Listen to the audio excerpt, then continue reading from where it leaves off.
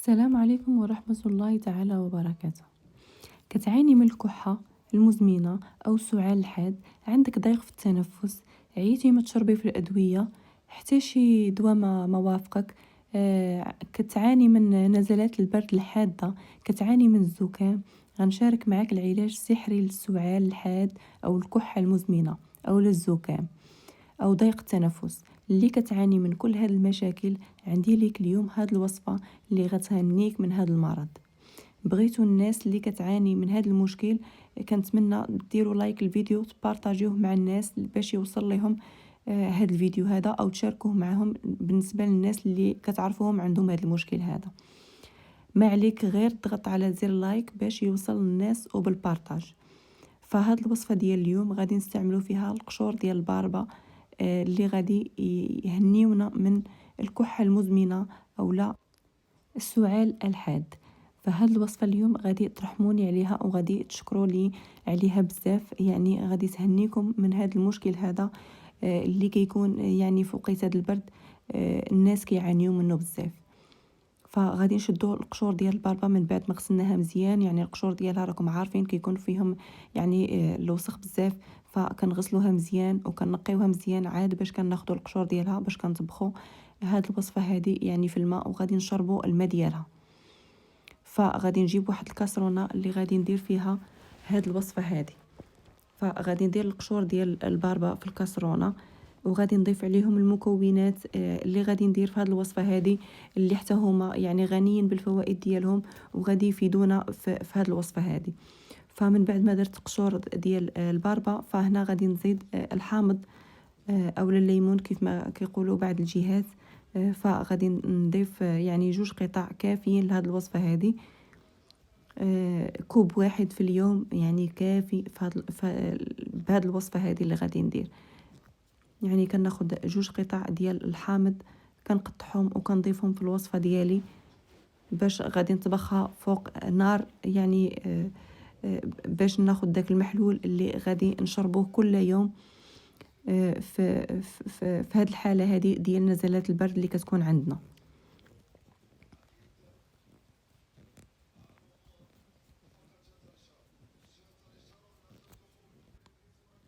فمن بعد ما درت الحامض، فالمكون اللي غادي نزيد اللي هو الثوم. الثوم كيف ما كتعرفوا يعني مزيان لينا البرد، ومزيان لينا كيحيد لينا يعني الالتهابات، وكيحيد لينا الكحبه، كيحيد لينا بزاف ديال الحوايج. يعني لا عندك الكحه المزمنه، فالثوم يعني راه كيعالج لينا الكحه المزمنه او السعال. فغادي نضيف 2 فصوص ديال الثوم صغارين او لا فص واحد كبير، يعني كافيين لهاد الوصفه هذه. كيف ما قلت لكم هاد الوصفه هذه غادي تحضر لينا كوب واحد، فيعني اللي بغى يدير كميه اكثر فما عليه غير يضاعف المكونات اللي درت انا في هاد الوصفه هذه. فغادي نقطع الثوم قطع صغيره في هاد الوصفه، ومن بعد غادي نزيد المكون الاخير اللي هو البابونج. كيف ما كتعرفوا البابونج يعني كنشربوه، يعني ما نخافوش منه. يعني كيف ما قلت لكم خاصكم تقراو على هاد المكونات هادو اللي درت في هاد الوصفه، يعني باش تعرفوا الفوائد ديالهم. يعني راه غادي تفيدكم بزاف في هاد الوصفه هذه. فالبابونج يعني كيعالج لينا بزاف ديال الحوايج، وكنستافدوا منه ومن الفوائد ديالو. فما يمكنش لينا ما نديروش في الوصفه هذه ديال الكحه المزمنه او السعال، يعني حتى هو مزيان لينا كمشروب نشربوه في هذه الوصفه هذه. فغادي نضيف الماء في هذه الوصفه باش غادي نديرها تغلى فوق النار.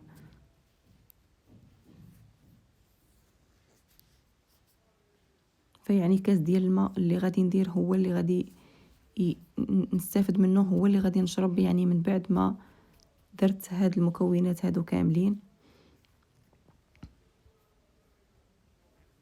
فكنديرها فوق النار وكنخليها تغلى على عافيه مهيله باش المكونات يطلقوا لي جميع الفوائد اللي فيها.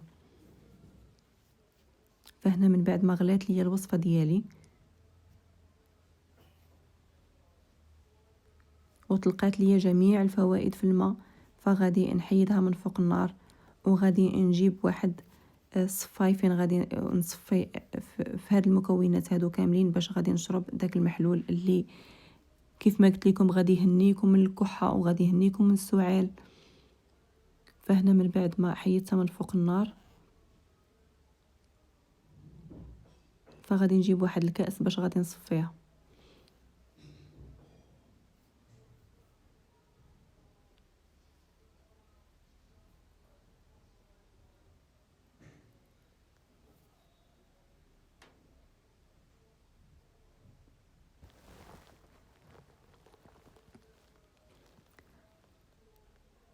فكنتسناها تبرد غير واحد شويه يعني وكنصفيها.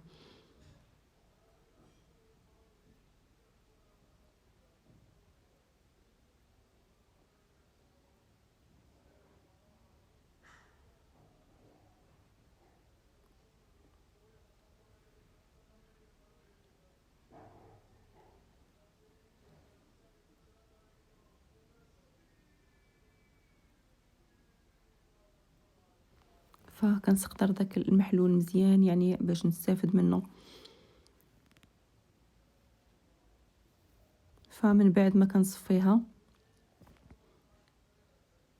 فكنضيف المكون اللي هو اساسي في هذه الوصفه هذه واللي غادي يهنينا كيف ما قلت لكم من الكحه ومن السعال الحاد. فغادي نضيف زيت البلديه. كيف ما كتعرفوا الزيت البلديه مزيانه لينا في البرد وكتعالج لينا بزاف ديال الحوايج. فكل واحد يمكن له يضيف القدر ديال الزيت. فانا درت 2 معالق صغارين، يمكن لكم ديروا معلقه كبيره او لا 2 معالق ديال الزيت بلديه يعني ما تخافوش منها. وحتى الناس اللي ما يقدروش يشربوه غير بالزيت البلديه يمكن لهم يضيفوا معلقه ديال العسل. فالعسل حتى هو مزيان لينا في هذه الوصفه هذه. فاللي يقدر يشربه غير بالزيت البلديه فهو مزيان. فاللي ما يقدرش يمكن له يزيد معلقه ديال العسل في هذه الوصفه هذه.